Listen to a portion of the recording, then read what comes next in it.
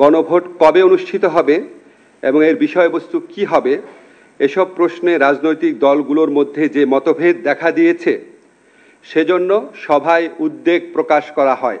এই প্রেক্ষিতে গণভোটের সময় কখন হবে, মানে গণভোট কবে অনুষ্ঠিত হবে, গণভোটের বিষয়বস্তু কি হবে, জুলাই সনদে বর্ণিত ভিন্নমতগুলো প্রসঙ্গে কি পদক্ষেপ নেওয়া হবে, তা নিয়ে ঐক্যমত কমিশনের প্রস্তাবগুলোর আলোকে জরুরি ভিত্তিতে চূড়ান্ত সিদ্ধান্ত গ্রহণ করা প্রয়োজন বলে সভা অভিমত ব্যক্ত করে। এসব ক্ষেত্রে ফ্যাসিবাদ বিরোধী আন্দোলনের দীর্ঘদিনের মিত্র রাজনৈতিক দলগুলোকে স্বীয় উদ্যোগে নিজেদের মধ্যে আলাপ আলোচনা করে সম্ভাব্য দ্রুততম সময়ে, সম্ভব হলে আগামী এক সপ্তাহের মধ্যে সরকারকে ঐক্যবদ্ধ দিক নির্দেশনা প্রদান করার আহ্বান জানানো হয়। এমন নির্দেশনা পেলে সরকারের পক্ষে সিদ্ধান্ত গ্রহণ অনেক সহজ হবে।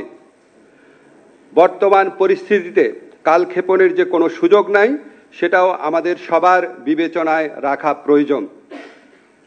উপদেষ্টা পরিষদের সভায় 2026 সালের ফেব্রুয়ারির প্রথমার্ধে আগামী সংসদ নির্বাচন অনুষ্ঠানের বিষয়ে সরকারের সংকল্প পুনর্ব্যক্ত করা হয়।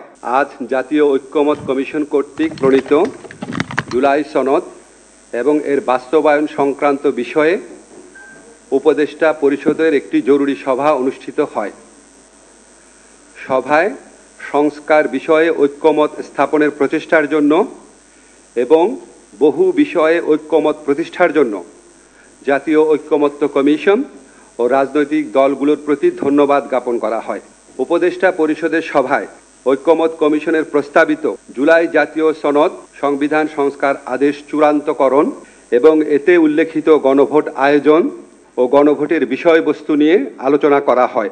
সভায় লক্ষ্য করা হয় যে ঐক্যমত কমিশনে দীর্ঘদিন আলোচনার পরও কয়েকটি সংস্কারের সুপারিশ বিষয়ে ভিন্নমত রয়েছে।